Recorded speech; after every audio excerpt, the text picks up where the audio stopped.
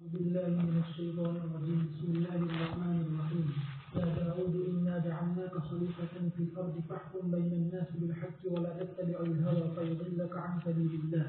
إن الذين يضلون عن سبيل الله لهم عذاب شديد بما نسوا يوم الحساب. داؤد بلا صبح ہم نے آپ کو جانشین بنایا، زمین میں پکا فیصلہ کیجیے، لوگوں کے درمیان حق کے ساتھ اور پیروی نہ کیجیے خواہشات کی،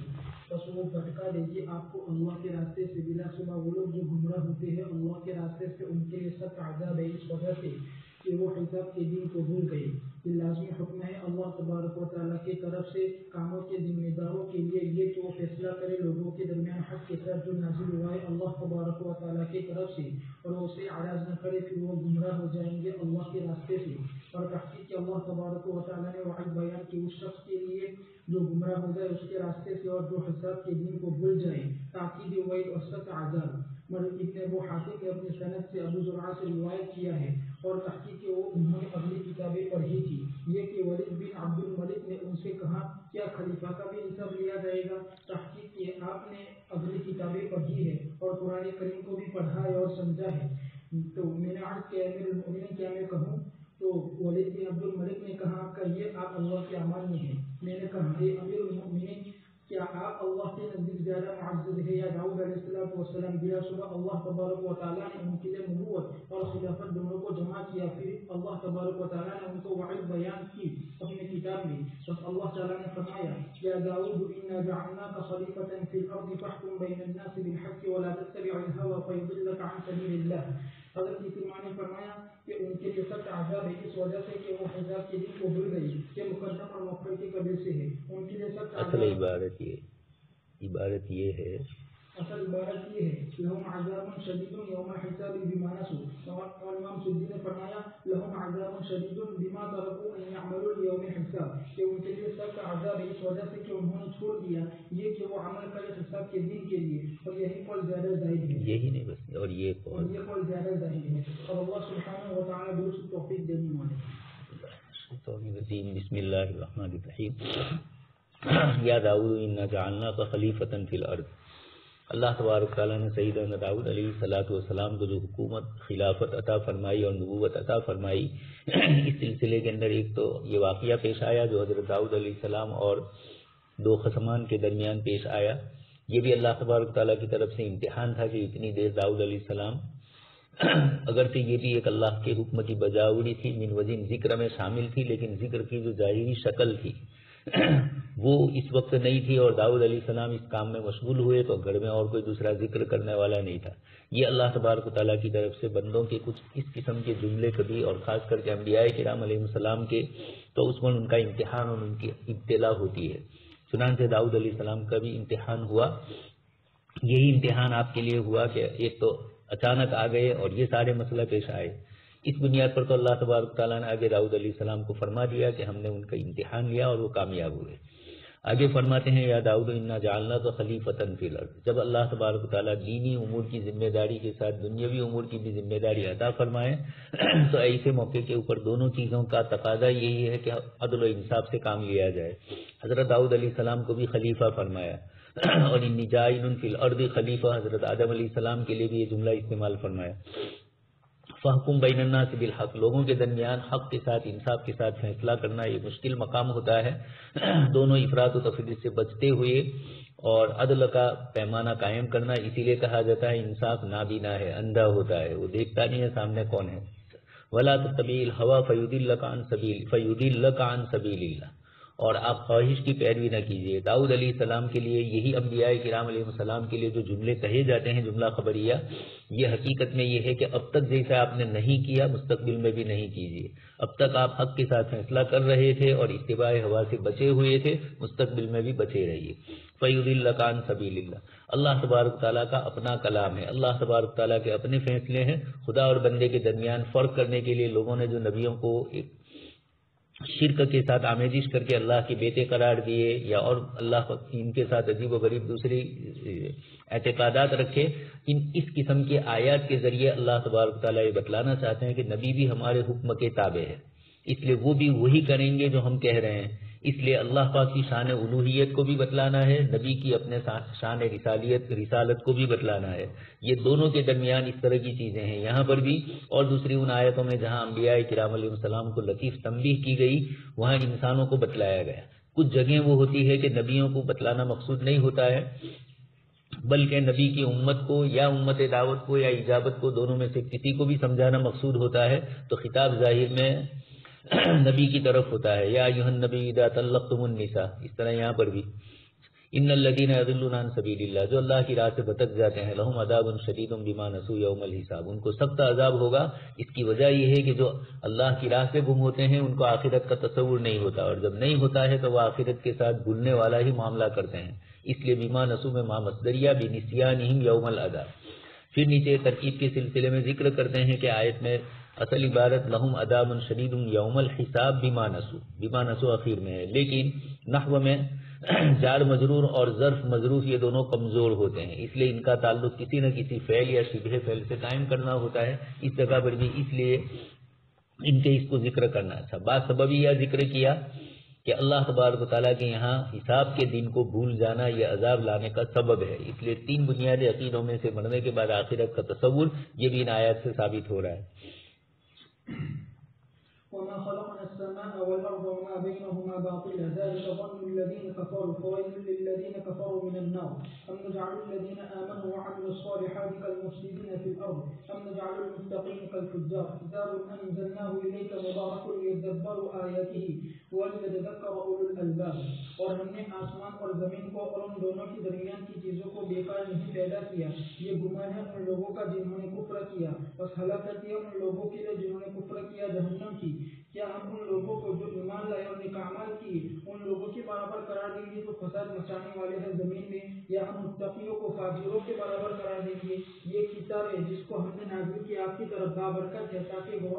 وہ اس کی آیت میں غور و فکر کرے اور تاکہ عقل والی نصیحت حاصل کرے. اللہ تبارک و تعالیٰ بتلاتے ہیں یہ کہ اس نے مخلوق کو بیکار پیدا نہیں کیا اور بلا شبہ اس نے ان کو پیدا کیا تاکہ وہ اس کی عبادت کرے، اس کی وحدانیت کو بیان کرے. پھر ان کو جمع کرے گا جمع ہونے کے دن، پھر اطاعت کرنے والوں کو ثواب عطا کرے گا اور کافر کو عذاب دے گا. اس لیے اللہ تبارک و تعالیٰ نے فرمایا وما خلقنا السماء والارض وما بينهما باطلا ذلك ظن الذين كفروا، یعنی وہ لوگ جو خیال نہیں رکھتے دوبارہ زندہ ہونے کا اور آخرت کی طرف لوٹنے کا، بلا شبہ وہ اعتقاد رکھتے صرف اسی جہان کا. فويل للذين كفروا من النار، یعنی ہلاکت ہے ان کے لیے ان کے دوبارہ لوٹنے کے دن کے اور ان کے دوبارہ زندہ ہونے کے دن جہنم کی جو ان کے لیے تیار کی گئی ہے. پھر اللہ تبارک و تعالیٰ نے اپنے عدل اپنے حکمت کو بیان کیا کہ وہ مومنین اور کافروں کے درمیان برابری نہیں کرے گا. بس اللہ تعالیٰ نے فرمایا ام نجعل الذین آمنوا وعملوا الصالحات كالمفسدین فی الارض ام نجعل المتقین كالفجار، یعنی ہم ایسا نہیں کریں گے اور وہ برابر نہیں ہوں گے اللہ کے نزدیک. اور جب معاملہ اسی طرح ہے تو ضروری ہے دوسرے جہان کا ہونا جس میں ثواب دیا جائے گا اس فرما بردار کو اور سزا دی جائے گی اس میں اس فاجر و فاسق کو. اور یہ عقل سلیم اور فطرت مستقیمہ دلالت کرتے اس بات پر کہ ضروری ہے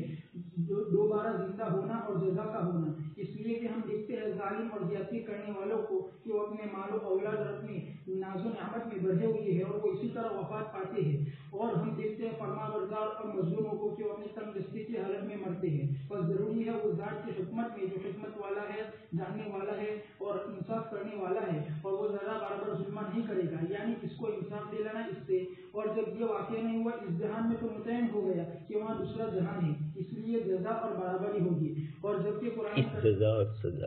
برابری کے لیے اس جزا اور برابری کے لیے اور جب قرآن کریم نے رہنمائی کی ہے صحیح مقاصد کی طرف اور صحیح عقلی ماخذ کی طرف. اللہ تبارک و تعالیٰ نے فرمایا کتاب انزلناہ الیک مبارک لیدبروا آیاتہ ولیتذکر اولو الالباب، یعنی عقل والے. اور یہ الباب لبون کی جمع ہے، اس کے معنی عقل کے ہے. حسن بصری رحمۃ اللہ علیہ نے فرمایا کہ خدا کی قسم اس میں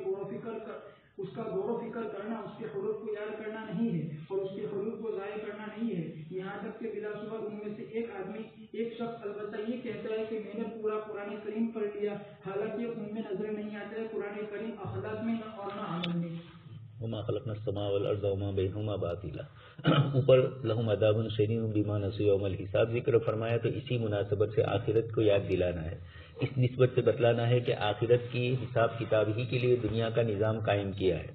اور اس دنیا کو دارالعمل بنایا ہے. اس لیے مشرکین یہ سمجھتے ہیں وما هذه الحیات الدنیا الا نموت ونحیا وما یهلکنا الا الدہر، صرف زمانے ہی کی ہیر پھیر ہے،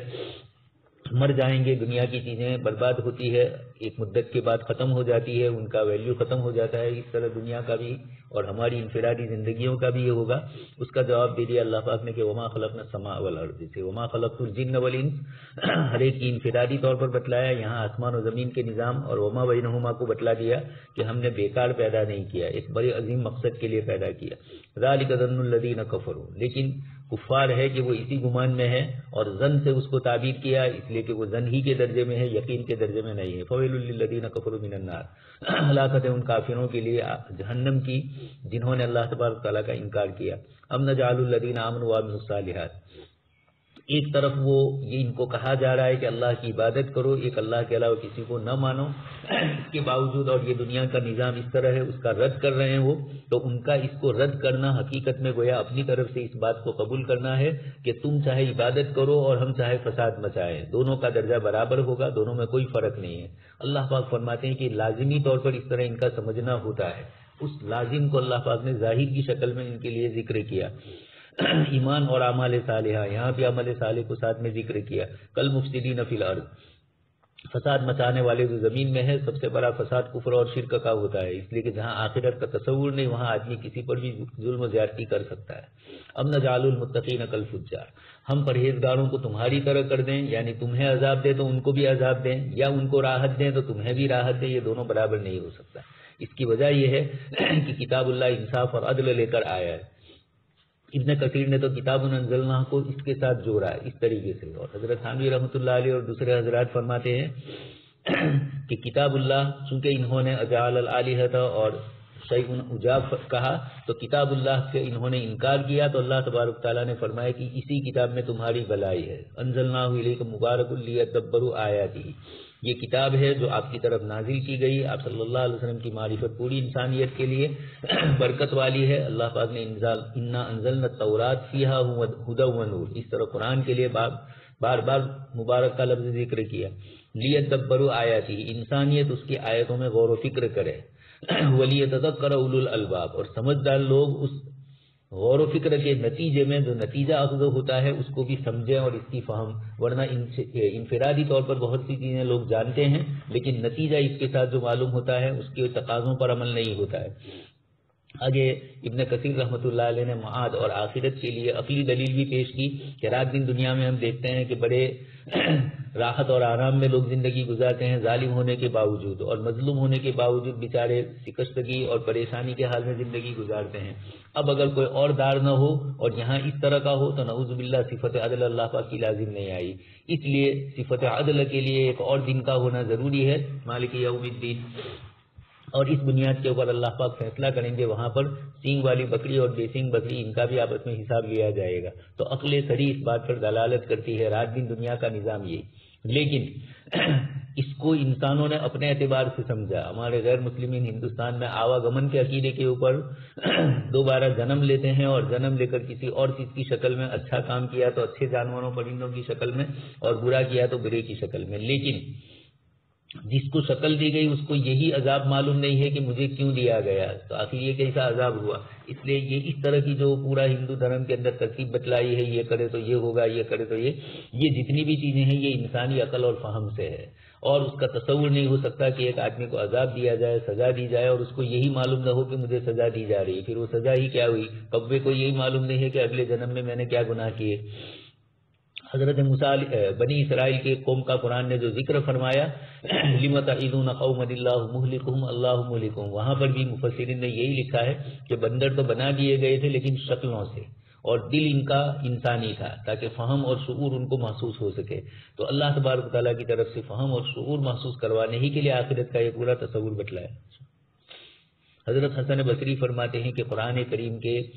میں غور و فکر کرنا اور اس کی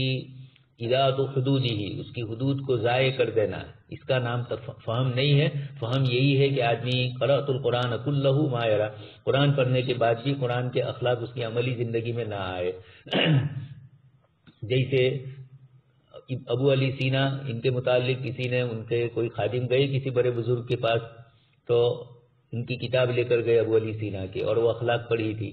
انہوں نے کتاب پڑھی، کتاب پڑھنے کے بعد کہا چل لے لی، اس کے بعد اخلاق نہ دارت فرمایا، تو اس نے جا کر پھر ابو علی سینا کے پاس کہا کہ ایسا کہا، تو اس نے کہا میں نے اتنی اخلاق کی باتیں لکھی ہے، بزرگ نے فرمایا کہ وہ اخلاق کی باتیں اندر ہے لیکن تمہارے اندر نہیں ہے، اس لیے یہ اولو الالباب جو قرآن نے ذکر فرمایا، حسن بصری نے اس کی تشریح میں جو چیز ذکر فرمائی اہل علم کے لیے بڑی ضروری ہے۔ ووهبنا لداود سليمان نعم العبد إنه أواب إذ عرض عليه بالعشي والصافنات الجياد فقال إني أخذت حب الخير عن ذكر ربي حتى توارت بالحجاب ردها على الفطر كما بالسوق والأعناق۔ اور ہم نے داؤد علیہ السلام کو عطا کیے سلیمان علیہ السلام، کتنے اچھے بندے تھے، یقیناً بہت زیادہ رجوع کرنے والے تھے۔ جب پیش کیے گئے ان کے سامنے شام کے وقت 3 پیروں پر کھڑے رہنے والے عمدہ گھوڑے، تو کہا کہ بلا شبہ میں نے محبت کی، مال سے محبت کی، میرے پروردگار کے ذکر کو چھوڑ کر یہاں تک کہ سورج پردے میں چھپ گیا، ان کو میرے پاس لائیے۔ بس وہ مارنے لگے تندلیوں پر اور گردنوں پر۔ اللہ تبارک و تعالیٰ بتلاتے ہوئے یہ کہ اس نے داؤد علیہ السلام کو سلیمان علیہ السلام عطا کیے، یعنی نبی بنا کر، جیسا کہ اللہ تبارک و تعالیٰ نے فرمایا وَوَرِثَ سُلَيْمَانَ داؤد، وہ ورث سلیمان داؤد یعنی نبوت میں، ونحن تحقیق کے ان کے علاوہ بہت سے بیٹے تھے، اس لیے کہ تحقیق کے ان کے نکاح میں 100 آزادہ عورتیں تھیں۔ اور باری تبارک و تعالیٰ کا فرمان نعم العبد انہ اواب، یعنی سلیمان علیہ السلام کے اللہ تعالیٰ نے تعریف بیان کی کہ وہ بہت زیادہ اطاعت کرنے والے، عبادت کرنے والے، اللہ تعالیٰ کی طرف رجوع کرنے والے تھے۔ باری تبارک و تعالیٰ کا فرمان اذ عرض علیہ بالعشی والصافنات الجیاد، یعنی جب پیش کیے گئے سلیمان علیہ السلام کے سامنے ان کی مملکت اور ان کی سلطنت کی حالت میں 3 پیروں پر کھڑے رہنے والے عمدہ گھوڑے۔ امام مجاہد نے فرمایا کہ یہ وہ گھوڑے تھے جو 3 پیروں پر اور چوتھے کھر کے کنارے پر کھڑے رہتے تھے، اور جیاد کے معنی ہے تیز و رفتار۔ ابراہیم صحیح سے روایت ہے کہ وہ گھوڑے جنہوں نے سلیمان علیہ السلام کو مشغول کر دیا تھا 20,000 گھوڑے تھے، پھر اس کی کوچیں کاٹ دی گئی۔ حضرت عائشہ رضی اللہ تعالیٰ عنہ سے روایت فرماتی ہے کہ رسول اللہ صلی اللہ علیہ وسلم غزوہ تبوک سے یا خیبر سے واپس آئے اور آپ کے طاقتے میں ایک پردہ تھا، بس ہوا چلی، بس وہ پردے کا ایک حصہ کھل گیا۔ حضرت عائشہ رضی اللہ تعالیٰ عنہ کی گڑیوں سے اور کھلونے سے، تو رسول اللہ صلی اللہ علیہ وسلم نے فرمایا یہ کیا ہے عائشہ؟ حضرت عائشہ رضی اللہ تعالیٰ عنہ نے کہا کہ میری گڑیا ہے، اور آپ صلی اللہ علیہ وسلم نے ان کے درمیان ایک گھوڑا دیکھا جس کے 2 پر تھے کپڑے کی، تو رسول اللہ صلی اللہ علیہ وسلم نے فرمایا یہ کیا ہے جو میں اس کے درمیان میں دیکھ رہا ہوں؟ حضرت عائشہ رضی اللہ تعالیٰ عنہ نے کہا کہ گھوڑا ہے، تو رسول اللہ صلی اللہ علیہ وسلم نے فرمایا کہ وہ کیا ہے جو اس پر ہے؟ حضرت عائشہ رضی اللہ تعالیٰ عنہ نے کہا کہ 2 پر ہے، تو رسول اللہ صلی اللہ علیہ وسلم نے فرمایا گھوڑا جس کے 2 پر ہے۔ حضرت عائشہ رضی اللہ تعالیٰ عنہ نے کہا کیا آپ نے نہیں سنا سلیمان علیہ السلام کے بارے میں کہ ان کے عمدہ گھوڑے تھے جس کے پر تھے؟ تو حضرت عائشہ رضی اللہ تعالیٰ عنہ فرماتی ہے کہ پھر رسول اللہ صلی اللہ علیہ وسلم ہنس پڑے، یہاں تک کہ میں نے ان کی ڈہروں کو دیکھ لیا۔ باری تبارک و تعالیٰ کا فرمان فقال انی احببت حب الخیر عن ذکر ربی حتی توارت بالحجاب۔ سلف اور مفسرین نے ایک بڑی جماعت نے ذکر کیا ہے یہ کہ آپ مشغول ہو گئے گھوڑوں کو ٹٹولنے میں، یہاں تک کہ عصر کی نماز کا وقت فوت ہو گیا، اور وہ بات جس پر قطعی فیصلہ کیا جائے وہ یہ ہے کہ آپ نے نماز کو عمدن نہیں چھوڑا تھا بلکہ بھولے سے، جیسا کہ نبی کریم صلی اللہ علیہ وسلم مشغول ہوئے خندق کے دن عصر کی نماز سے، یہاں تک کہ آپ نے اس کو پڑھا سورج غروب ہونے کے بعد۔ اور یہ صحیح میں ثابت ہے جابر رضی اللہ تعالیٰ عنہ سے کہ حضرت محمد رضی اللہ تعالیٰ عنہ خندق کے دن آئے، بعد اس کے کہ سورج غروب ہو چکا تھا، بس آپ کفار قریش کو برا بھلا کہنے لگے اور کہہ رہے تھے اللہ کے رسول کو اللہ کی قسم میں عصر کی نماز نہیں پڑھ سکا، یہاں تک کہ قریب تھا کہ سورج غروب ہو جائے، تو رسول اللہ صلی اللہ علیہ وسلم نے فرمایا خدا کی قسم میں نے بھی نہیں پڑھی۔ پھر راوی فرماتے ہیں کہ ہم بطحان کی طرف گئے، پھر رسول اللہ کے نبی صلی اللہ علیہ وسلم نے وضو کیا نماز کے لیے اور ہم نے بھی وضو کیا نماز کے لیے، پھر عصر کی نماز پڑھی، بعد اس کے کہ سورج غروب ہو چکا تھا، پھر اس کے بعد مغرب کی نماز پڑھی، اور احتمال کی گنجائش کو ان کی ملت میں نماز کو مؤخر کرنے کی غزوے اور قتال کے عودت کی وجہ سے، اور پہلا معنی زیادہ قرینہ قیاس ہے، اس لیے کہ حضرت داؤد نے اس کے بعد کہا کہ ان کو حضرت داؤد علیہ حضرت سلیمان علیہ السلام نے فرمایا کہ اس کو پیش کرو میرے سامنے، پھر وہ اس کو تلوار کے ذریعے سے مارنے لگے تندلیوں پر اور گردنوں پر۔ حسن بصری رحمۃ اللہ علیہ نے فرمایا کہ نہیں، اللہ کی قسم تم مجھے غافل نہیں کر سکتے میرے رب کی عبادت سے، یہ آخری لمحات ہے جو تم گزر رہے ہو۔ پھر حکم دیا اس گھوڑوں کا، پھر ان کی کوچیں کاٹ دی گئی، اور امام سدی نے فرمایا کہ ان کی گردن اور ان کی ٹانگوں کو تلوار کے ذریعے سے کاٹ دیا گیا، اسی وجہ سے اللہ تبارک و تعالیٰ ان کو عوض میں دی وہ چیز جو اس سے بہتر تھی، اور وہ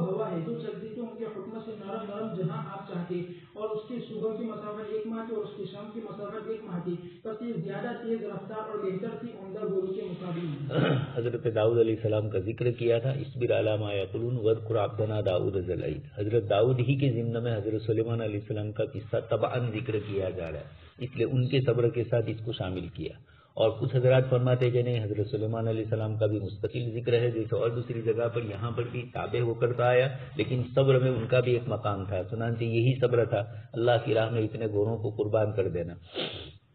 تو حضرت سلیمان علیہ السلام کا قصہ اگر مستقل مانا جائے تو بھی ان کی صبر کا اصبر علی ما یقولون کے ساتھ اس کا عطف ہو جائے گا۔ وَوَهَبْنَا لِدَاوُدَ سُلَيْمَانَ، حضرت داؤد علیہ السلام کو ہم نے حضرت سلیمان علیہ السلام عطا فرمائے۔ وَوَهَبْنَا اولاد کے لیے یہب لمن یشاء تو آتا ہی ہے، لیکن یہاں وہب کا ایک خصوصی مفہوم ہے، اسی کو نیچے مفسرین نے ذکر کیا کہ اللہ پاک نے آپ کو نبوت سے سرفراز کیا دوسرے صاحبزادوں کے مقابلے میں۔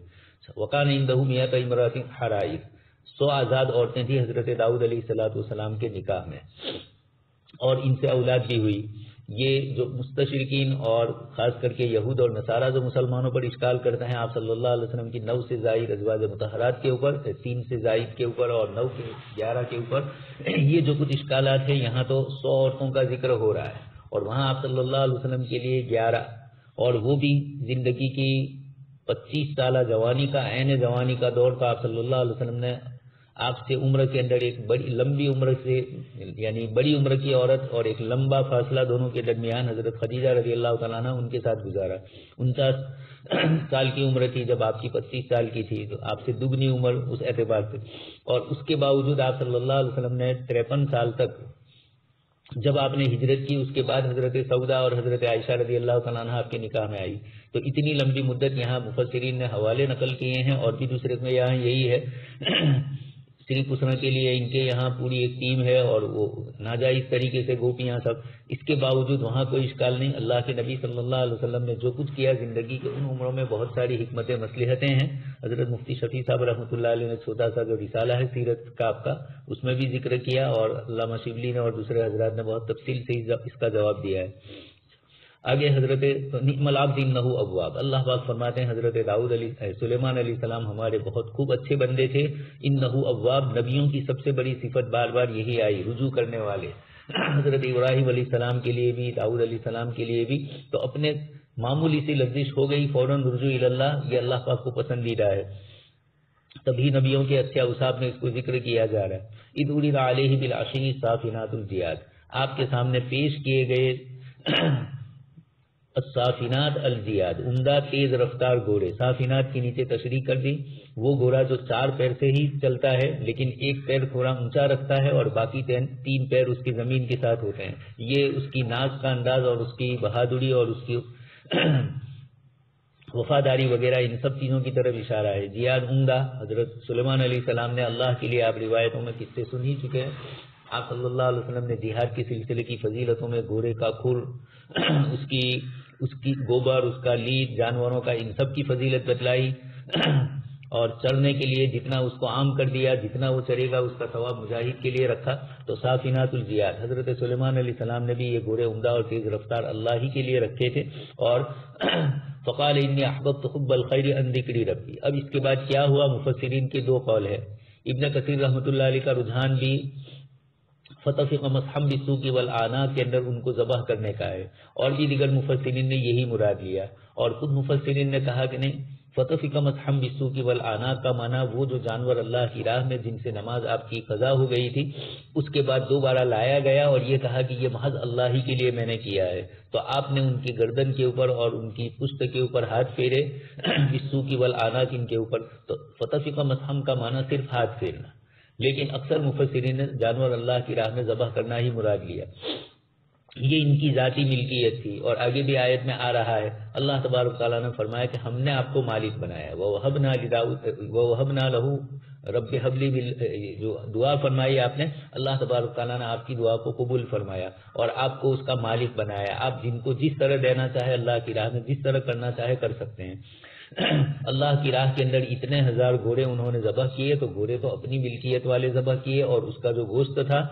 وہ غریبوں، بیواؤں، مسکینوں کو ہی پہنچایا گیا۔ تو یہ حضرت سلیمان علیہ السلام نے اللہ تبارک تعالیٰ کی محبت کے اندر یہ فرمایا، انی احببت حب الخیر عن ذکر ربی، میرے رب کی یاد سے میں تھوڑا دور ہو گیا، ان کی پرورش کرنے میں، ان کی تربیت کرنے کے اندر اور ان کے ساتھ دیکھنے کے اندر، حتی توارت بالحجاب،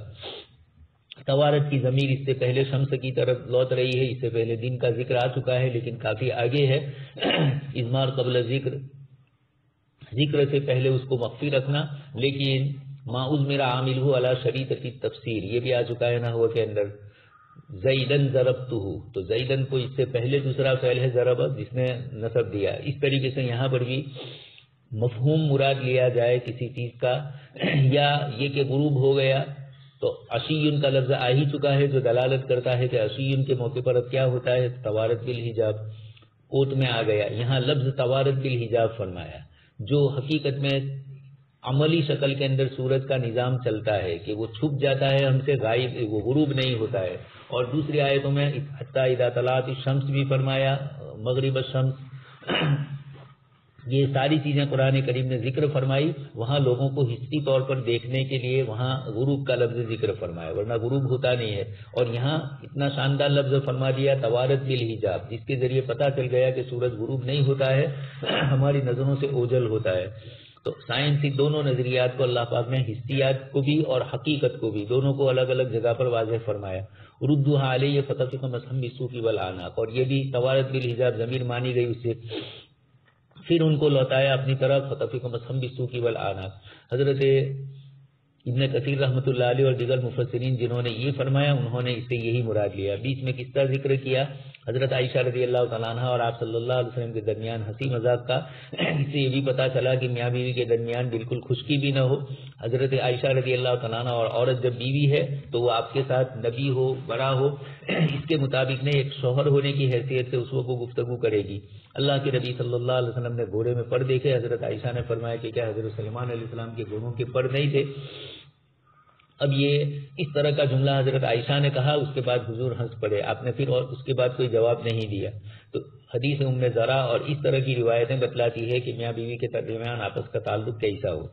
فقال انی احببت حب الخیر عن ذکر ربی حتی توارت بالحجاب۔ بہت سارے مفسرین نے ذکر کیا، اس کو انہوں نے قصے میں نقل کیا، اور ان کی عصر کی نماز حضرت سلیمان علیہ السلام کی فوت ہو گئی،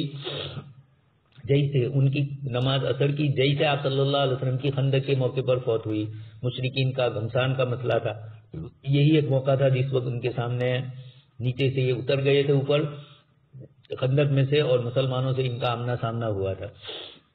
حضرت عمر رضی اللہ تعالیٰ عنہ مغرب سے پہلے حضور کے پاس آئے یا مغرب کے بعد، اور یہ کہا کہ اللہ کے رسول یہ ہے۔ حضور نے فرمایا کہ عمر تمہاری نے، ہماری نماز بھی گئی ہے، اور پھر اس کے بعد ادا فرمائی آپ نے بعد میں۔ تو یحتمل انہ کان سائغا فی ملتہم، ان کے یہاں جائز ہو اس طرح کا عذر کی وجہ سے غزوے کی، ہمارے یہاں بھی ہے، لیکن وہ شدید موقع ہو اس وقت ہے۔ عام احوال میں صلاۃ الخوف کو ذکر کر کے صحابہ کی نماز کو ثابت کیا۔ وَلَقَدْ فَتَنَّا سُلَيْمَانَ وَأَلْقَيْنَا عَلَى كُرْسِيِّهِ جَسَدًا ثُمَّ أَنَابَ قَالَ رَبِّ اغْفِرْ لِي وَهَبْ لِي مُلْكًا لَّا يَنبَغِي لِأَحَدٍ مِّن بَعْدِي إِنَّكَ أَنتَ الْوَهَّابُ فَسَخَّرْنَا لَهُ الرِّيحَ تَجْرِي بِأَمْرِهِ رُخَاءً حَيْثُ أَصَابَ وَالشَّيَاطِينَ كُلَّ بَنَّاءٍ وَغَوَّاصٍ وَآخَرِينَ مُقَرَّنِينَ فِي الْأَصْفَادِ هَٰذَا عَطَاؤُنَا فَامْنُنْ أَوْ أَمْسِكْ بِغَيْرِ حِسَابٍ وَإِنَّ لَهُ عِندَنَا لَزُلْفَىٰ وَحُسْنَ مَآبٍ۔ البتہ تحقیق کہ ہم نے سلیمان علیہ السلام کا امتحان لیا، اور ہم نے ان کی کرسی پر ایک در ڈال دیا، پھر وہ متوجہ ہوئی اور کہا کہ میرے رب، آپ مجھے معاف کر دیجیے اور مجھے عطا کیجیے ایسی سلطنت جو کسی کے لیے مناسب نہ ہو میری بات، بلا شبہ آپ ہی بہت زیادہ عطا کرنے والے ہیں۔ پھر ہم نے ان کے تابع کر دیا ہوا کو جو چلتی تھی ان کے حکم سے نرم نرم جہاں آپ چاہتے تھے، اور شیاطین کو تابع کر دیا ہر تعمیر کرنے والے اور غوطہ لگانے والے، اور دوسرے جکڑے ہوئے تھے بیریوں میں، اور یہ ہماری عطا ہے، بس احسان کیجیے اور روکے رکھیے بغیر حساب کے، اور بلا شبہ آپ کا ہمارے نزدیک البتہ بڑا رتبہ ہے اور اچھا ٹھکانہ ہے۔ اللہ تعالیٰ فرماتے ہیں وَلَقَدْ فَتَنَّا سُلَيْمَانَ، یعنی ہم نے اس کا امتحان لیا، بطور کہ ہم نے ان سے سلطنت کو چھین لیا۔ وَأَلْقَيْنَا عَلَىٰ كُرْسِيِّهِ جَسَدًا، ابن عباس، امام حسن، امام قتادہ نے فرمایا کہ اس سے مراد شیطان ہے۔ ثم اناب، یعنی رجوع کیا اپنی مملکت کی طرف، سلطنت کی طرف اور جاہ و جلال کی طرف۔ ابن جریر نے فرمایا کہ اس شیطان کا نام صخر تھا، اور ایک قول ہے کہ عاصف تھا۔ قال رب اغفر لي وهب لي ملكا لا ينبغي لأحد من بعدي إنك أنت بعض حضرات نے فرمایا کہ اس کے معنی یہ ہے کہ کسی کے لیے میرے پاس ضمانت نہ ہو، یعنی کسی کے لیے درست نہیں ہے کہ وہ مجھ سے اس کو چھین لے میرے بعد، کسی میں یہ صلاحیت نہ ہو،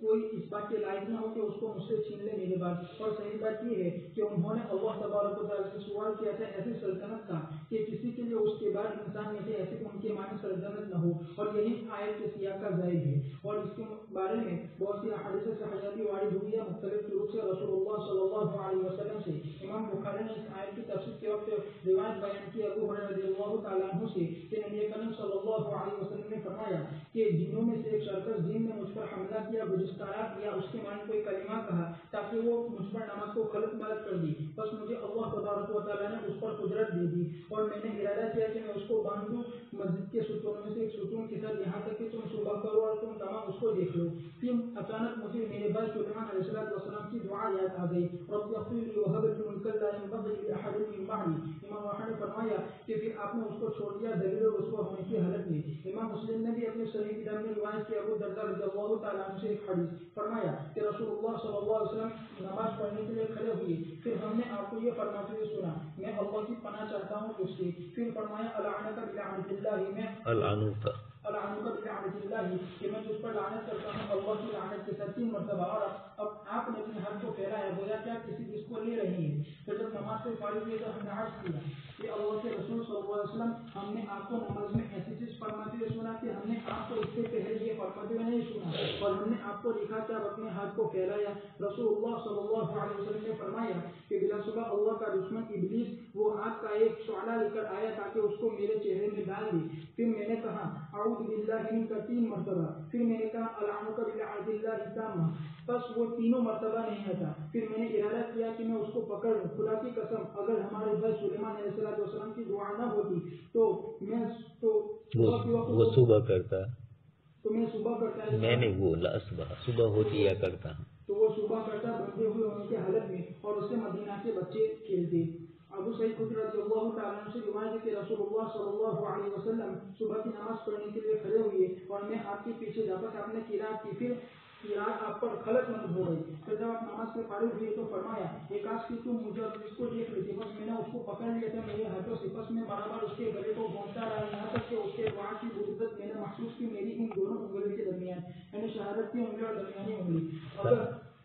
انگوٹھا اور شہادت کی انگلی، اگر میرے بھائی سلیمان علیہ السلام کی دعا نہ ہوتی تو وہ صبح کرتا بندے ہونے کی حالت میں مسجد کے ستون میں سے ایک ستون کے ساتھ، اور اس سے مدینہ کے بچے کھیلتے۔ بس تم میں سے جو طاقت رکھے گی کہ اس کے درمیان اور خدا کے درمیان کوئی حائل نہ ہو تو چاہیے کہ وہ یہ کرے۔ بارے تبارک و تعالیٰ کا فرمان فسخرنا له الريح تجري بأمره رخاء حيث أصاب۔ حسن بصری نے فرمایا کہ جب سلیمان علیہ السلام نے گھوڑوں کے کوچے کاٹ دیے اللہ کے لیے غصہ کرتے ہوئے، تو اللہ تبارک و تعالیٰ نے عوض میں دی وہ چیز جو اس سے بہتر تھی اور اس سے زیادہ تیز رفتار تھی۔ وہ ہوا ایسی تھی کہ اس کی صبح کی مسافت 1 ماہ تھی اور شام کی مسافت 1 ماہ تھی۔ اللہ تبارک و تعالیٰ کا فرمان حیث أصاب، یعنی جہاں آپ چاہتے ملکوں میں سے۔ بارے تبارک و تعالیٰ کا فرمان والشیاطین کل بناء وغواص، یعنی ان میں سے کچھ وہ تھے جو معمور تھے بڑی بڑی تعمیرات کے بنانے میں، یعنی بڑے بڑے قلعے اور مجسمے اور اس کے علاوہ ایسی مشقت بڑے کام جس پر انسان قدرت نہیں رکھتا ہے۔ اور ایک جماعت کی جو گوٹا لگاتی دریاؤں میں اور وہ اس میں سے نکالتے تھے موتی جواہر اور عمدہ چیزیں جو نہیں پائی جاتی ہیں مگر اسی میں۔ وآخرین مقرنین فی الاصفاد، یعنی جکڑے ہوئے تھے بیڑیوں میں زنجیروں میں، ان جنوں میں سے ان شیاطین میں سے جو شرکت کے نافرمان تھے اور جنہوں نے کام کرنے سے منع کر دیا اور انکار کر دیا یا انہوں نے کوئی برا کام کیا اور ظلم و زیادتی کی۔ اور باری تبارک و تعالیٰ کا فرمان هذا عطاؤنا فامسك بغیر حساب، یعنی وہ چیز ہے جو ہم نے آپ کو عطا کی، یعنی مکمل سلطنت اور کامل سلطنت جیسا کہ آپ نے ہم سے سوال کیا تھا، اور آپ عطا کیجیے جس کو آپ چاہے اور محروم رکھیے جس کو آپ چاہے، آپ پر کوئی حساب نہیں ہے، یعنی جو چاہے آپ کے لیے آپ کرے تو وہ آپ کے لیے جائز ہے۔ اور تحقیق کے صحیح میں ثابت ہے کہ رسول اللہ صلی اللہ علیہ وسلم کو جب اختیار دیا گیا اس بات کے درمیان یہ کہ آپ بندے اور رسول بنے، اور اس بات کے درمیان کہ آپ نبی اور بادشاہ بنے، پھر آپ عطا کریں گے جس کو آپ چاہیں گے اور منع کریں گے جس کو آپ چاہیں گے بغیر حساب کے اور بغیر حرج کے، تو آپ صلی اللہ علیہ وسلم نے پہلے مرتبے کو قبول کیا، بعد اس کے کہ آپ نے مشورہ کیا جبرائیل علیہ السلام سے، اور جبرائیل علیہ السلام نے آپ سے فرمایا کہ آپ توازن کیجیے، بس آپ نے پہلی منزل کو پسند فرمایا، اس لیے کہ وہ زیادہ بلند ہے مرتبے کے اعتبار سے اللہ تبارک و تعالیٰ کے نزدیک، اور اعلیٰ ہے رتبے کے اعتبار سے آخرت میں، اگرچہ دوسری منزل بھی اور وہ بادشاہت کے ساتھ نبوت ہے، عظیم ہے دنیا اور آخرت میں۔ اس لیے جب اللہ تبارک و تعالیٰ نے ذکر کیا اس کا جو سلیمان علیہ السلام کو عطا کیا دنیا میں، تو اللہ تعالیٰ نے متنبع فرمایا کہ آپ اللہ کے نزدیک بڑے حصے والے ہیں قیامت کے دن بھی۔ بس اللہ تبارک و تعالیٰ نے فرمایا وَإِنَّ لَهُ عِندَنَا لَزُلْفَىٰ وَحُسْنَ مَآبٍ، یعنی دار آخرت میں۔ وَلَقَدْ فَتَنَّا سُلَيْمَانَ وَأَلْقَيْنَا عَلَىٰ كُرْسِيِّهِ جَسَدًا، ہم نے سلیمان علیہ السلام کا امتحان لیا اور ہم نے ان کی کرسی پر، ان کے تخت کے اوپر ڈال دیا ایک دھڑ کو، ثم اناب، اور پھر وہ متوجہ ہوئے تو اللہ پاک کی طرف توبہ کی انہوں نے۔ یہ بھی ایک قصہ ہے، اس کی طرف قرآن کتاب اللہ نے لطیف اشارہ کر دیا۔ نیچے صابونی صاحب نے اسی قصے کو ذکر کیا جو اسرائیلیات میں سے ہے کہ حضرت سلیمان علیہ السلام کی ساری حکومت اسی انگوٹھی کے اوپر تھی، اس لیے حضرت عثمان غنی رضی اللہ تعالیٰ عنہ کا ذکر آیا تھا کنویں پر، تو اس موقع پر بھی میں نے کہا تھا کہ اللہ تبارک تعالیٰ نے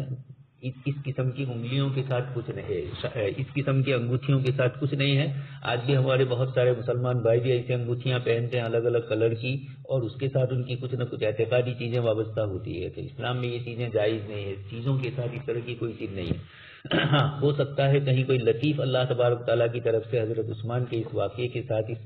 مہر نبوت والی انگوٹھی کا گم ہو جانا،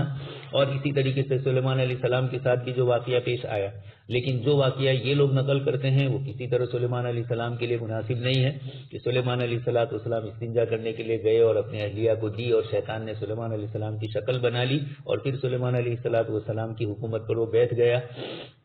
یہ اس طریقے کی قدرتیں اللہ پاک نے نہیں دی ہے۔ ہر زمانے میں شیاطینی قوتوں نے اس طریقے کی کوششیں کی کہ اپنی طاقت اور قدرت کو زیادہ بتلائے اور لوگوں کے سامنے اپنا سکہ جمائے۔ یہ اللہ پاک نے جتنا اختیار دیا ہے اتنا تو وہ کر سکتے ہیں، ابلیس بھی دجال بھی جو کچھ کریں گے، اور اس وقت کی کافر طاقتیں بھی جو کچھ اللہ تبارک تعالیٰ نے چاہا ہوگا وہی کر سکتے ہیں، اس سے زائد نہیں کر سکتے۔ یہاں پر بھی اللہ تبارک تعالیٰ نے جو فرمایا، حضرت سلیمان علیہ السلام نے ایک مرتبہ اپنے فوجیوں کے ساتھ کوئی معاملہ پیش آیا، کچھ انہوں نے ڈیل کی ہوگی، جسے اللہ پاک نے قرآن کریم میں صحابہ کرام کو فرمایا ما لکم اذا قیل لکم انفروا اور استاقلتم الی الارض، وہیں حضرت ابو بکر صدیق کا ذکر کیا۔ تو حضرت سلیمان علیہ السلام کا بھی کسی موقع پر ان کے فوجیوں کے ساتھ کوئی معاملہ ہوا اور ان کی کچھ ڈیل دیکھی، تو آپ نے کہا کہ میں آج اپنی عورتوں سے صحبت کروں گا اور ان سے جتنے بھی ہوں گے وہ سب مجاہد ہوں گے۔ فرشتے نے دل میں القاء کیا کہ انشاءاللہ پڑھ لیجیے، لیکن زبان سے نہیں نکل سکا، دل میں تو ہے نبیوں کا، زبان سے نہیں نکل سکا۔ تو اللہ تبارک تعالیٰ نے حضرت سلیمان علیہ السلام کا بھی امتحان لیا کہ تم نے جب انشاءاللہ نہیں پڑھا تو وَأَلْقَيْنَا عَلَىٰ كُرْسِيِّهِ جَسَدًا، ان کے تخت کے اوپر ان کی جو دایا بانیاں تھیں، ان کی جو دایا تھی وہ آئی اور ایک سر لے کر آئی۔ جسد کو کہا جاتا ہے بغیر سر کے جو جسم کا حصہ ہے اس کو، اور کچھ حضرات نے کہا کہ جسم کا ایک حصہ تھا بچے کا، دوسرا حصہ نہیں تھا، اسقاط اس کا ہو گیا۔ ثم اناب، حضرت سلیمان علیہ السلام سمجھ گئے فوراً، اس لیے حضرت سلیمان علیہ السلام کی بھی انگوٹھیوں کے اوپر حکومتوں کو وابستہ سمجھنا،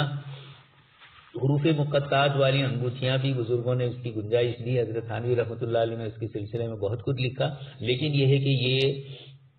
ان کے اندر لکھے ہوئے جو نقوش ہے یہ نقوش نہیں ہے، اللہ تبارک و تعالیٰ کی طرف سے کلام نفسی جو ہے وہ اپنا اثر کرتا ہے، کلام لفظی اس کا ظاہری ادب اور احترام بے وضو اس کو چھونا جائز نہیں ہوگا، اس قسم کی قرآن کی آیتیں وغیرہ کو، لیکن پھر بھی اللہ تبارک و تعالیٰ نے جب تک ان کے ساتھ رکھا ہے اسی کے مطابق ہوگا۔ تو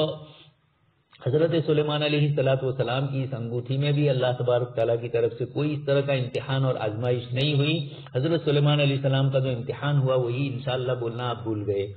تو ثم اناب، اور فوراً اللہ پاک کی طرف متوجہ ہوئے کہ مجھ سے بھول ہوئی۔ قال رب اغفر لی وہب لی ملکا لا ينبغی لأحد من بعدی، یہاں پر بھی اسرائیلیات نے بہت کچھ گل کھلائے ہیں۔ ایک طرف اللہ کے نبی اللہ تبارک تعالیٰ کے ساتھ انگوٹھی کے ساتھ یہ معاملہ ہو ان کی حکومت کا، اور انگوٹھی کے گم ہونے پر وہ نبی اللہ تبارک تعالیٰ سے اتنی بڑی سلطنت مانگے، لا ينبغی لأحد من بعدی۔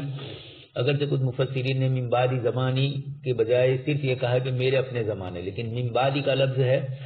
اور وہ حکومت کی الگ الگ کیفیتیں ہوتی ہے۔ آپ صلی اللہ علیہ وسلم نے بھی اسی میں دخل اندازی نہیں چاہی اور شیطان کو آپ صلی اللہ علیہ وسلم نے چھوڑ دیا، تو لا ينبغی لأحد من بعدی، یہ اس طرح کی دعا کرنا اور اللہ پاک کی طرف سے قبول کرنا یہ اس بات کی دلیل ہے کہ سلیمان علیہ الصلوۃ والسلام نعوذ باللہ دونوں بزرگوں کے متعلق یہودیت کے اندر جو ایک تصور ہے ان کو بادشاہ بنانے کا اور بادشاہی چیزیں ان کی طرف منسوب کرنے کا، یہ آیتوں کا سیاق و سباق سب اس کی نفی کرتا ہے۔ ہمارے مفسرین میں بھی کچھ حضرات نے اس طرح کی چیزیں ذکر کر دی، یہاں بھی نیچے حوالہ دیا ہے ابن ابی حاتم کا، اور اسی طریقے سے یزید رقاشی والی روایت بھی حضرت داؤد علیہ السلام کے سلسلے میں گزر چکی۔ یہ اس طرح کی اسرائیلیات حضرت ابن عباس، حسن اور قتادہ نے بھی علی کرسی یہی جسدن سے مراد شیطان مراد لیا، لیکن یہ جو تفسیر ہے حضرت ابن عباس رضی اللہ تعالیٰ عنہما، ایک تو کبھی کبھار آپ صلی اللہ علیہ وسلم سے منقول تفسیر کرتے ہیں، اور جو واقعات جن کا تعلق آپ کے زمانے سے نہیں ہے، اس قسم کی چیزیں وہ کعب احبار سے کثرت سے پوچھتے تھے۔ اس موقع پر کعب احبار نے کچھ باتیں ان کو بتلائی، ہو سکتا ہے یہ شیطان والی تفسیر بھی تفسیر نہیں کہی جائے گی، اس لیے کہ یہ تو واقعہ ہے، اس امت کے کا نہیں ہے، امم سابقہ کا ہے، اور اس موقع کے لیے جسدن کی تفسیر وہ شیطان سے کر رہے ہیں، تو یقیناً آپ صلی اللہ علیہ وسلم سے اگر منقول ہے تب تو اپنی جگہ پر صحیح، لیکن عمومی طور پر یہ لفظ نہیں ہے۔ مفسرین نے جسدن سے مراد وہی بچہ جو پیدا ہوا وہ اسقاط حمل ہو گیا، اسی کی طرف اشارہ کیا ہے۔ ثم اناب، پھر سلیمان علیہ الصلوۃ والسلام اپنے ملک کی طرف متوجہ ہوئے، یہ بھی ایک تفسیر ہے، لیکن اصل ثم اناب وَلَقَدْ فَتَنَّا کی تفسیر میں آیا ہے ثم اس کے بعد، اس لیے یہی ہے کہ حضرت سلیمان علیہ السلام نے اللہ پاک کی طرف رجوع کیا۔ ابن جریر فرماتے کہ اس شیطان کا نام صخر تھا یا آصف تھا، یہ جو بھی ہو، جس نے آپ کی انگوٹھی لے لی تھی، اور پھر اس کے بعد آپ کی زوجہ محترمہ نے اس کو دے دی ایک مدت تک کے لیے، پھر اس کے بعد سلیمان علیہ السلام دریا کنارے گئے اور وہاں کسی مچھلی میں سے نکلا، عجیب و غریب قسم کی اس طرح کی قصے کہانیاں کہی جاتی ہے۔ اس کا کوئی جوڑ نہیں ہے نبیوں کی زندگیوں کے ساتھ، یہ سب ہندوستانی تہذیب اور ہندوستانی کلچر کے ساتھ جوڑ کھاتا ہے۔ یہاں اس طرح کی طلسماتی طاقتیں اور چمتکاری چیزیں ہی بتلانی پڑتی ہے غیروں کی طرف سے، ان کے اپنے معبودوں کو راضی رکھنے کے لیے، اپنے معبودوں کی طرف متوجہ کرنے کے لیے۔ قال رب اغفر لی وهب لی ملکا لا ينبغی، یہ دعا فرمائی، معنی لا ينبغی لأحد من بعدی، میرے بعد کسی کو اس طرح کی چیز نہ ہو، کوئی مجھ سے چھینے نہیں میرے بعد۔ صحیح یہی ہے کہ حضرت سلیمان علیہ الصلوۃ والسلام نے ملکا لا یکون لأحد من بعدہ من البشر مثلہ، اتنی حکومت ہو کہ ان کے بعد کسی کو نہ ہو۔ اب یہ ملک لا ينبغی لأحد میں حکومت کی طرف اشارہ ہو تب تو بات سمجھ میں آتی ہے کہ اللہ پاک نے جنات و شیاطین اور ہواؤں کو آپ کے لیے مسخر کیا، لیکن نفس سلطنت کا دیکھا جائے، اس لیے کہ اس وقت یہودیوں کا سارا دار و مدار سلیمان علیہ السلام کی اسی حکومت کے اوپر ہے، اور اسی بنیاد پر دنیا میں ان کے دعوے ہو رہے ہیں کہ ہمارا اتنا علاقہ ہمارا تھا۔ سلیمان علیہ السلام کے زمانے کی حکومتیں اطلس القرآن اور تاریخ اسلامی میں جن حضرات نے عربی میں لکھی اور اردو میں بھی لکھی، سعودی سے اب چھپ چکی ہے وہ، اس کے اندر کئی جگہ پر سلیمانی نقشے بھی بتلائے ہیں کہ سلیمان علیہ السلام کے زمانے میں اتنی حکومتیں تھیں، اور آج کا یہودی اسی کو دعوے کے طور پر پیش کرتا ہے، تو اس کے کوئی جوڑ نہیں ہے، اس لیے کہ ان کو تو در بدر کی ٹھوکریں کھاتے ہوئے تو دنیا میں بھٹک رہے تھے، مسلمان بادشاہ ہی تھے جنہوں نے ان کو سکون دیا تھا، ترکی میں بھی، اسپین میں بھی، اس لیے یہودیوں کا سب سے بڑے مرہون منت مسلمان بادشاہ اور مسلمان سلاطین ہے۔ ایک یہودی کا خود قبول کرنا ہے معرخ کا کہ جتنی اسلامی سلطنت میں ہمیں چین سکون ملا، اتنا کہیں عیسائی یا اور دوسری رومی طاقتوں کے ماتحت ہمیں اس طرح نہیں ملا۔ تو خیر، حضرت سلیمان علیہ الصلوۃ والسلام کی یہ حکومت اللہ پاک کی طرف سے عطا کردہ تھی،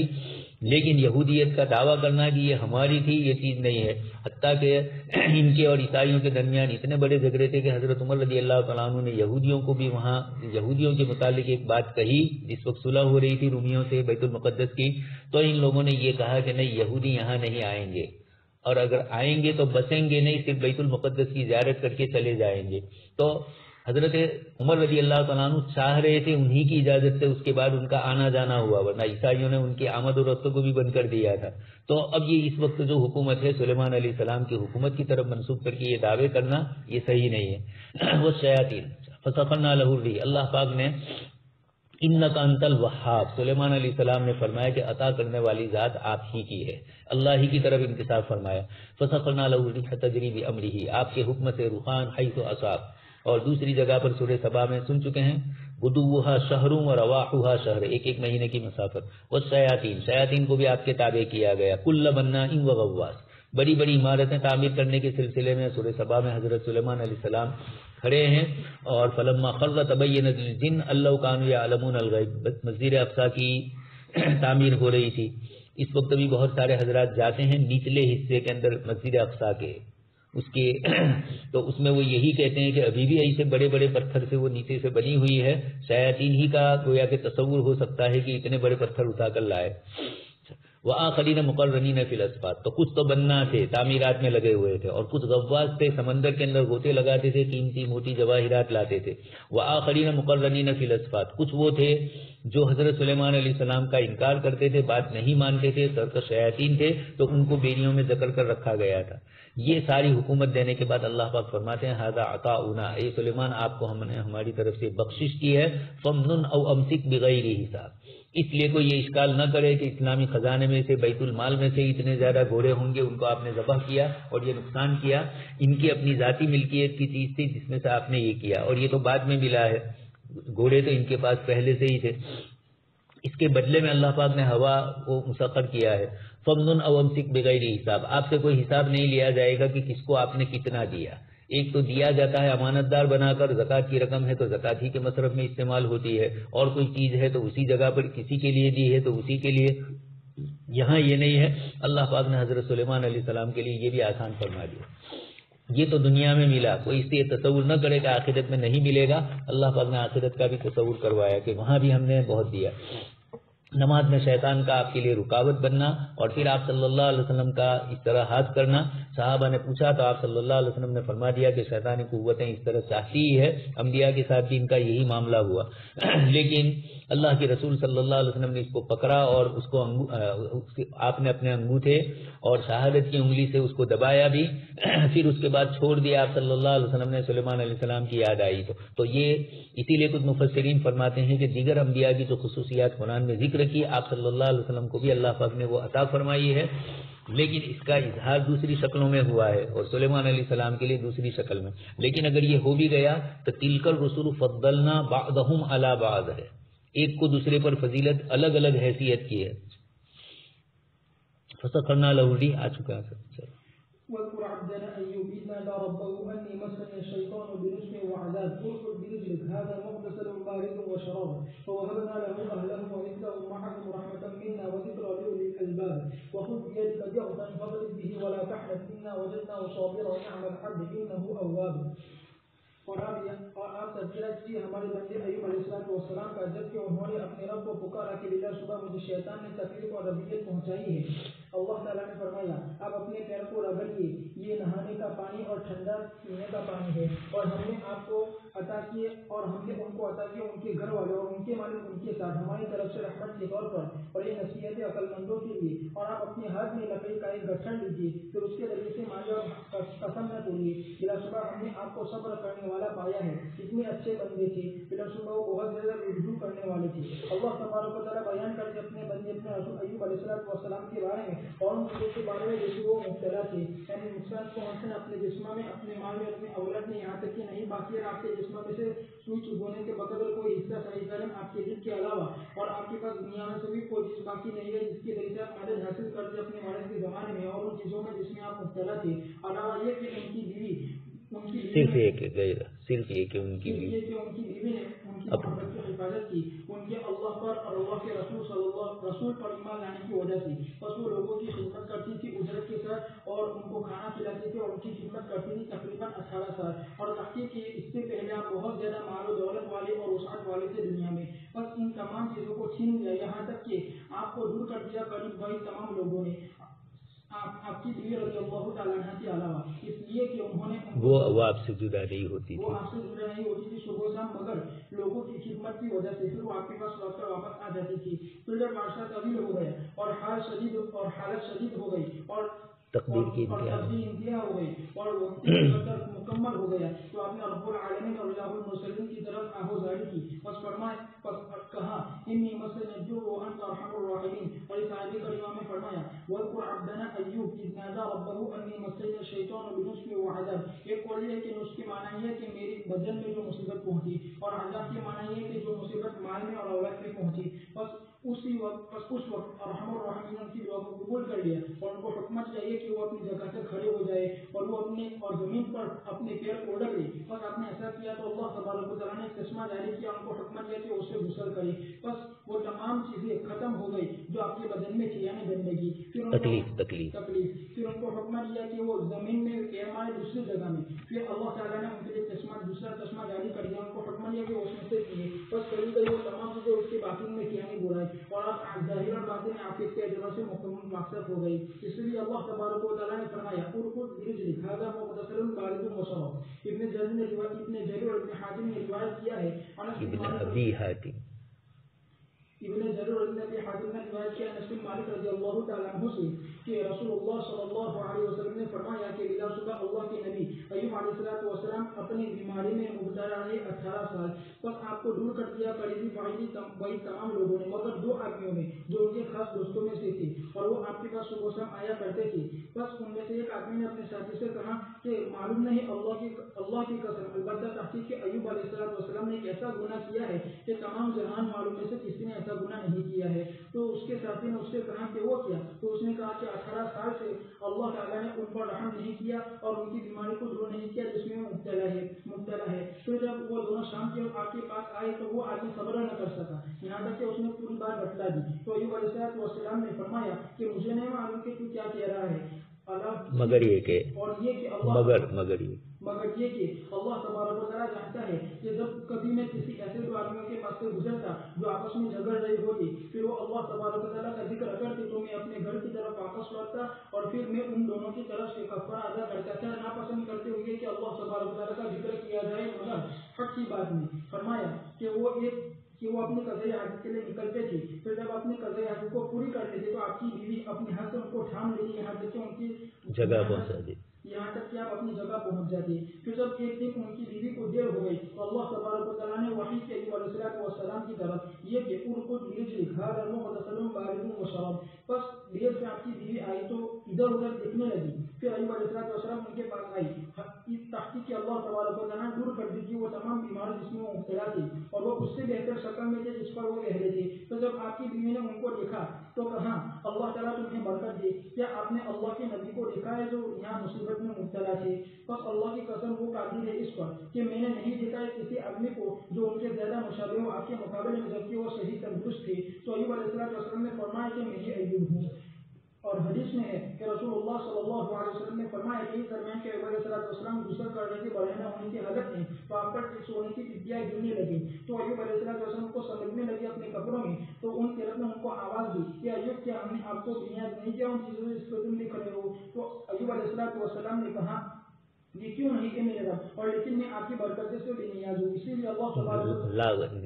آپ کی برکت سے کوئی بے نیازی نہیں ہو سکتی, اور لیکن آپ کی برکت سے کوئی بے نیازی نہیں ہو سکتی. اس لیے اللہ تبارک و تعالیٰ نے فرمایا وَوَهَبْنَا لَهُ أَهْلَهُ وَمِثْلَهُ مَعَهُمْ رَحْمَةً مِنَّا وَذِكْرَىٰ لِأُولِي الْأَلْبَابِ. حسن اور امام قتادہ نے فرمایا کہ اللہ تبارک و تعالیٰ نے انہی لوگوں کو زندہ کیا اور ان میں اضافہ کیا ان کی معنی ان کے ساتھ, اور باری تبارک و تعالیٰ کا فرمان رحمةً مِنَّا یعنی اللہ کی طرف سے آپ کے صبر, ثابت قدمی, انابت, تواضع اور انکساری کے بنا پر, وذکرىٰ لِأُولِي الْأَلْبَابِ یعنی عقل والوں کے لیے تاکہ وہ جان لے کہ صبر کا انجام کشادگی ہے. اور باری تبارک و تعالیٰ کا فرمان وخذ بيدك اليقظة فاضرب به ولا تحزن. اور یہ کہ ایوب علیہ السلام تحقیق کے ناراض ہو گئے تھے اپنی بیوی پر, اور انہوں نے کہا کہ ایسے معاملے میں جو انہوں نے کیا تھا, اور قسم کھائی تھی کہ اگر اللہ تبارک و تعالیٰ شفا عطا کریں گے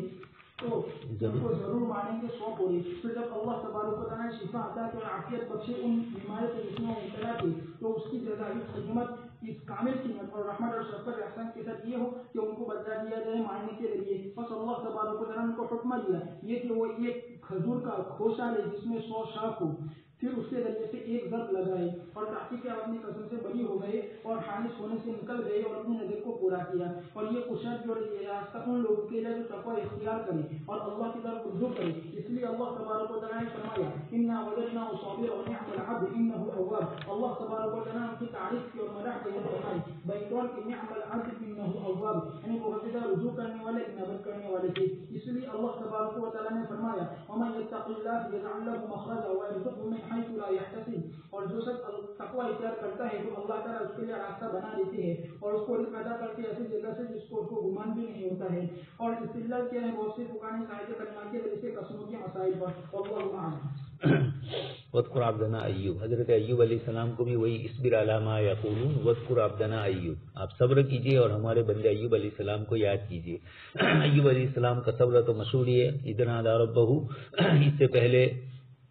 سورہ انبیاء میں بھی یہ روایت یہ قصہ گزر چکا ہے. انی مسنی الشیطان بنصب و عذاب، انی مسنی الشیطان بھی فرمایا اور دوسری جگہ پر انی مسنی الضر وانت ارحم الراحمین بھی فرمایا. ارکض برجلک، حضرت ایوب علیہ السلام کا اللہ پاک نے امتحان لیا. شیطان نے کہا کہ یہ آپ کی عبادت اس لیے کرتے ہیں کہ آپ نے ان کو مال و دولت اور اولاد سے نوازا ہے. اللہ تبارک تعالیٰ نے امتحان لیا، لیکن چونکہ امتحان کی نسبت اللہ پاک کی طرف کرنا مناسب نہیں ہے، اس لیے حضرت ایوب علیہ السلام نے انی مسنی شیطان کی طرف نسبت کی. ارکض برجلک، پھر اس کے بعد اللہ پاک کی طرف سے ان کا مداوع بھی ہو گیا، لیکن 18 سال تک آپ کے ساتھ یہ مسائل ہوئے. البتہ کچھ مفسرین نے جو کیڑے پڑ گئے تھے اور پھر آپ اٹھا کر رکھ دیتے تھے، اس طرح کی جو چیزیں ذکر کی، حضرات علماء مفسرین نے اس کا انکار کیا اور یہ فرمایا کہ اللہ تبارک تعالیٰ نے انبیاء کرام علیہ السلام کو ایسے عیب کے ساتھ نہیں رکھا جو لوگوں میں گن محسوس جس سے ہوتی ہو، لوگ جس کو ناپسند کرے. حضرت موسیٰ علیہ السلام کے متعلق اللہ پاک نے خود ہی فرما دیا وَكَانَ عِندَ اللَّهِ وَجِيهًا، بنی اسرائیل کا پتھر والا واقعہ. تو اس طریقے سے حضرت ایوب علیہ السلام کے سلسلے میں بھی بیماری کا ذکر ہے، لیکن کس قسم کی کس کیفیت کے ساتھ اس کا ذکر اجمال سے ہے، اس لیے زیادہ مناسب نہیں ہے کہ انبیاء کرام علیہ السلام کی زوات کے ساتھ اس طرح کی چیزیں منسوب کی جائے. ولم یبق من الدنیا، البتہ اتنی بار ضرور تھی کہ آپ کے ساتھ بیماری لگی اور تکلیف اور پریشانی آپ کو رہی اور لوگوں نے آپ کو نکال دیا اور آپ گاؤں سے باہر رہتے تھے. وہیں آپ کی اہلیہ محترمہ آپ کے ساتھ خدمت کرتی تھی، سارے رشتہ داروں نے چھوڑ دیا.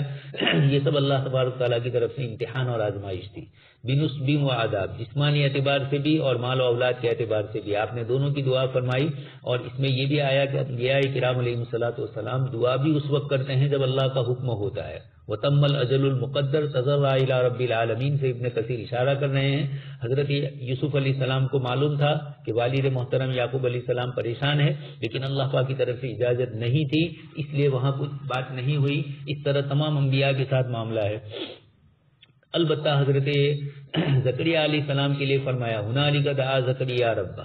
تو یہ بھی اللہ پاک کی طرف سے ہی حضرت زکریا علیہ السلام کے دل میں ڈالنے کے لیے وہ پہنچے محراب اور حضرت مریم رضی اللہ تعالیٰ عنہ کے پاس بے موسم پھل دیکھے اور اس وقت اللہ پاک نے فنادت الملائکۃ،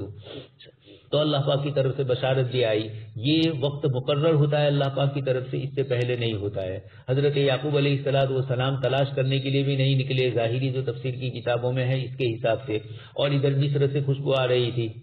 تو شیخ سعدی رحمۃ اللہ علیہ نے گلستان میں اسی قصے کی طرف اشارہ کرتے ہوئے کہ بزرگ چل رہے تھے اور اچانک پیر پھسل گیا اور اس سے ان کو تکلیف ہوئی، تو لوگوں نے کہا کہ آپ کا تو یہ حال ہے، آپ تو اوپر کی باتیں بتلاتے ہیں اور یہاں نیچے کا نظر نہیں آیا. تو جواب میں کہا گہے برقار میں عالمی نشینم، گہے برپائے پشتے خود نبی بینم، اوپر کی چیزیں نظر آتی ہے کبھی نیچے کی نہیں آتی. ہدہد کے متعلق اللہ تبارک تعالیٰ نے حضرت سلیمان علیہ السلام ہی کے ساتھ اس کی بھی نسبت تھی. اس کو اسی لیے رکھا جاتا تھا کہ زمین کے اندر پانی کہاں ہے معلوم کر لے، لیکن یہی ہدہد پرندہ زمین کے اوپر شکاری کی بچھائی ہوئی جال کو نہیں جانتا تھا اور پھنس جاتا تھا. تو یہ اللہ تبارک تعالیٰ کے فیصلے، اللہ تبارک تعالیٰ کی عطل قدرت کاملہ کام کرتی ہے.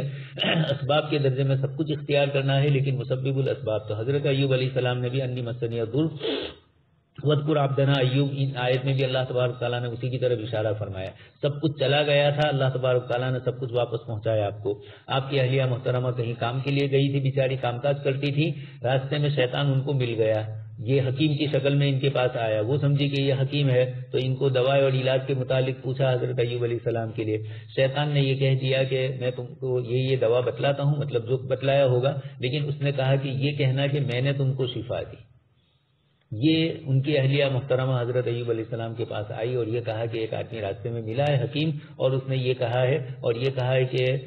میں نے شفا دی ہے. حضرت ایوب علیہ السلام اللہ کے نبی تھے اور مصیبت اور پریشانی کے عالم میں اللہ پاک کے یہاں انسان کے درجے اور بڑھ جاتے ہیں. تو حضرت ایوب علیہ السلام کی نسبت اللہ پاک کے ساتھ بڑی لگی ہوئی تھی. فوراً محسوس کر لیا کہ یہ شیطانی قوتیں ہیں اور پھر اس وقت اس سے ہو کر بیوی سے کہا کہ میں تمہیں 100 کوڑے ماروں گا. اسی کا جواب نیچے اللہ تبارک تعالیٰ نے حیلے کے طور پر آپ کو بتلایا کہ اس طریقے سے کر لیا جائے. حضرت ایوب علیہ السلام کے 2 ساتھی تھے، ان میں سے ایک نے دوسرے کو کہا کہ بہت بڑا گناہ کیا ہے. اس پر حضرت ایوب علیہ السلام کے ساتھی نے آپ سے بات کر لی. حضرت ایوب علیہ السلام نے فرمایا کہ میرا حال تو یہ ہے کہ 2 آدمی قسم کھاتے ہیں، بات چیت کرتے ہیں اور اللہ پاک کا نام لیتے ہیں، اللہ کے واسطے سے ایک دوسرے سے کوئی بات کرتے ہیں، تو میں اپنے گھر جا کر اس کا کفارہ دے دیتا ہوں کہ وہ صحیح کام کرے گا یا نہیں کرے گا، لیکن یعنی وہ اللہ کی قسم کھا کر اس کو توڑے گا یا نہیں توڑے گا، میں پہلے سے ہی کفارہ دے دیتا تھا کہ شاید اللہ تبارک تعالیٰ کی ناراضگی نہ ہو جائے اور اللہ کا حق ناحق نہ کرے وہ اللہ کے حق میں کوئی، تو میں فوراً دے دیتا تھا۔ میرا تو یہ حال ہے، اس لیے ایک گھڑی کے لیے بھی اس سے یہ بھی معلوم ہوا کہ جو لوگ تکلیف پریشانی میں ہے، کوئی ضروری نہیں ہے کہ تکلیف اور پریشانی ان کے گناہوں ہی کا نتیجہ ہو، اللہ پاک کی طرف سے رفع درجات کے لیے بھی کیا گیا ہو، جیسے روایتوں میں بھی آتا ہے ارکض برجلک ھذا مغتسل بارد وشراب، اللہ پاک کی طرف سے 2 چشمے جاری کیے گئے، مغتسل بارد، وہ جس وقت یہ فرمایا گیا ہوگا اس وقت گرمی کا زمانہ ہوگا، اس لیے مغتسل بارد سے اشارہ فرما دیا، اور پینے کے لیے بھی دوسرا چشمہ دیا۔ اب بیوی ان کو پہچان نہیں سکی، اس لیے کہ اللہ پاک نے صحیح تعلیم فرما دیا، اس لیے انہوں نے آ کر یہی جملہ کہا ما رأیت رجلا اشبہ بہ منک، یہ ایک حسن اسلوب بتلایا۔ جیسے حضرت سلیمان علیہ السلام نے پوچھا بلقیس سے، اور اس نے بھی یہی کہا کہ کیا یہ آپ کا عرش ہے، آپ کا تخت ہے، تو انہوں نے یہی کہا کہ اس کے جیسا ہے۔ مطلب یہی تھا کہ مکمل طور پر آدمی سیدھی کوئی چیز کا دعویٰ نہ کر دے، کسی چیز کے اندر شک شبہ ہو اور گنجائش ہو تو ایسے موقع کے اوپر اس طرح کی بات کرے، جیسے انہوں نے فرمایا ما رأیت رجلا اشبہ بہ منک اذا کان صحیحا، وہ تندرست تھے تو آپ جیسے ہی تھے۔ حضرت ایوب علیہ السلام نے فرمایا کہ میں ہی ایوب ہوں، اللہ کا نبی ہوں، اور پھر اس کے بعد اوپر سے اللہ پاک کی طرف سے سونے کی تتلیاں گر رہی تھی، حضرت ایوب علیہ السلام سمیت رہے تھے، اللہ پاک نے فرمایا کہ ایوب کیا اتنا دیا ہے ہم نے وہ کم ہے؟ حضرت ایوب نے فرمایا کہ دیا تو آپ کی طرف سے ہے، آپ کا ہے۔ حضرت موسیٰ علیہ السلام کو تعجب ہوا کہ امت محمدیہ کے سلسلے میں کہ ان کے اولیاء کو بھی اللہ نے نبیوں کا درجہ دے دیا، بنی اسرائیل کے انبیاء بنی اسرائیل، روایت میں بھی آتا ہے۔ تو اللہ پاک سے کہا کہ اللہ پاک نے فرمایا کہ آپ کسی بھی ولی کو اٹھا لیجئے اور ان سے آپ کو جو کچھ امتحان لینا ہو لیجئے۔ واللہ عالم، قصہ بزرگوں نے لکھا ہے حضرت موسیٰ علیہ السلام نے قبر پر ہاتھ مارا یا ایک جگہ پر ہاتھ مارا، وہ بھی ایک الگ مسئلہ ہے کہ ابھی تو پیدا ہوئی نہیں تھی امت محمدیہ، تو اٹھایا ایک صاحب کو قبر میں سے، پوچھا کہ تمہارا کیا نام ہے؟ تو محمد ابن احمد الغزالی پورا نام اپنا بتلایا۔ حضرت موسیٰ علیہ السلام نے فرمایا کہ میں نے تو مختصر بات کی تھی آپ سے اور آپ اتنا لمبا جواب دے رہے ہیں۔ فرمایا کہ اللہ پاک نے آپ سے بھی تو مختصر پوچھا تھا، وما تلک بیمینک یا موسیٰ، اور آپ نے جواب میں قال ہی عصای اتوکأ علیہا، یہ سارا جواب دیا۔ موسیٰ علیہ السلام نے فرمایا کہ یہ تو اللہ پاک سے نزدیکی اور قرب حاصل کرنا تھا، اس لیے میں اللہ تبارک و تعالیٰ سے لمبی باتیں کرتا تھا۔ امام غزالی نے فرمایا کہ مجھے بھی تو ایک اللہ کے بڑے اولو العزم نبی کے ساتھ بات چیت ہو رہی ہے، تو میں بھی یہی چاہ رہا ہوں کہ آپ سے بات لمبی ہو، اس لیے میں آپ کا جواب لمبا دے رہا ہوں۔ خیر، قصہ برائے قصہ ہے، اپنی جگہ پر بزرگوں نے لکھا ہے، اشکالات نہ ہو کہ کیسے کیا نے کیا ہوا۔ یا ایوب علم تکن، تو یہاں پر بھی اغنیتک عما ترى، حضرت ایوب علیہ السلام کو اللہ پاک نے یہی فرمایا۔ ایوب علیہ السلام نے فرمایا کچھ بھی ملے گا لیکن وہ آپ کی طرف سے ہے، اس لیے آپ کی طرف سے آنے والی چیز سے ہم مستغنی نہیں ہو سکتے ہیں۔ دعاؤں میں بھی غیر مخفین ولا مودن کے الفاظ بھی جو سن چکے ہیں۔ وَوَهَبْنَا لَهُ أَهْلَهُ، پھر اللہ پاک نے حضرت ایوب علیہ السلام کو ان کی جو اولاد تھی وہی دوبارہ زندہ فرمائی، وہی مال ان کو دیا، وَمِثْلَهُمْ مَعَهُمْ، اور مزید اور اضافہ فرمایا۔ یہ سب رحمت منا، حضرت ایوب علیہ السلام سے صبر پر ہماری طرف سے رحمت۔ اس سے یہ بھی معلوم ہوا کہ صبر کے بعد اللہ پاک کی طرف سے اچھے نتائج آتے ہیں۔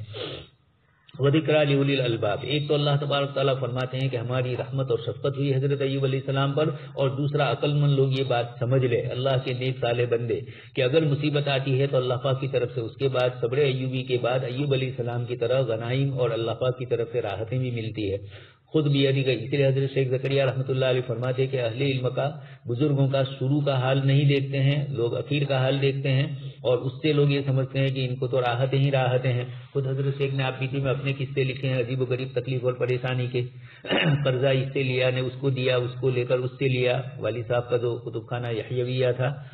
اس کی کچھ رقم ادا کرنی تھی، تو کس طریقے سے آپ نے کتب خانہ چلایا۔ پھر اس کے بعد اللہ پاک نے اتنا چلایا، حضرت شیخ رحمۃ اللہ علیہ فرماتے تھے کہ میں اب کسی قابل نہیں ہوں اور لوگ اب لے جا رہے ہیں۔ حضرت مولانا ذوالفقار صاحب رحمۃ اللہ علیہ بہت اچھے انداز میں فرماتے تھے کہ اس وقت آپ قابل نہیں تھے، اس لیے زمانے میں کہیں کوئی لے نہیں گیا، اور اب جب آپ کی صلاحیتیں ہو گئی، اللہ سے تعلق ہو گیا، تو دنیا بھر میں آپ نہیں جانا چاہتے ہیں، لوگ اٹھا کر لے جا رہے ہیں، اور اللہ کی ذکر اور اس کی خانقاہ کی مجلسیں قائم ہوتی ہے۔ خود بیدک ضغثا فاضرب به ولا تحنث. اللہ تبارک تعالیٰ نے اس کے بعد ایک حیلہ بتلایا. حیلے پر امام بخاری رحمۃ اللہ علیہ نے کتاب الحیل کے اندر اور دوسری کئی جگہوں پر یہ مسائل ذکر کیے ہیں. تو یقیناً کتاب و سنت کے مفاہیم کو بدل دیا جانا اور مقاصد شریعت کو بدل دیا جانا اس قسم کے ہیلے تو کسی شکل میں جائز نہیں ہے. لیکن وہ ہیلا جس کے اندر آدمی کے لیے فرض مل جائے، راحت مل جائے کسی مسئلے کے اندر، تو یہ گنجائش ہے. اللہ پاک نے 2 نبیوں کا ذکر کیا اور دونوں جگہ پر حیلے کو ذکر کیا. یہاں حضرت ایوب علیہ السلام کی اہلیہ محترمہ نیک اور پارسا تھی، تو ان کی نیکی کے بدلے میں اللہ تبارک تعالیٰ نے کہا کہ ایک ہی گچھا لے لیجئے، اسی کو مار دیجئے، چھوٹی چھوٹی 100 لکڑیاں. اسی طرح حضرت یوسف علیہ السلام کے قصے میں بھی اللہ تبارک تعالیٰ نے فرمایا ما کان لیأخذ اخاه فی دین الملک الا ان یشاء اللہ. وہاں پر بھی یہی انا وجدناہ صابرا. اللہ پاک فرماتے ہیں ہم نے حضرت ایوب علیہ السلام کو بڑا صبر کرنے والا پایا. اللہ پاک جن کے صبر کی گواہی دے، اس سے بڑھ کر اور کیا ہوگا. انہ اواب، یہاں پر بھی یہی فرمایا اور یہ بھی بتلا دیا ومن یتق اللہ یجعل له مخرجا. یوسف علیہ السلام نے ساری تکلیفیں برداشت کی اور وہاں پر بھی یہی فرمایا انہ من یتقی ویصبر. تو صبر اور تقوی اس کی بنیاد پر اللہ پاک کی طرف سے نعمتیں ملتی.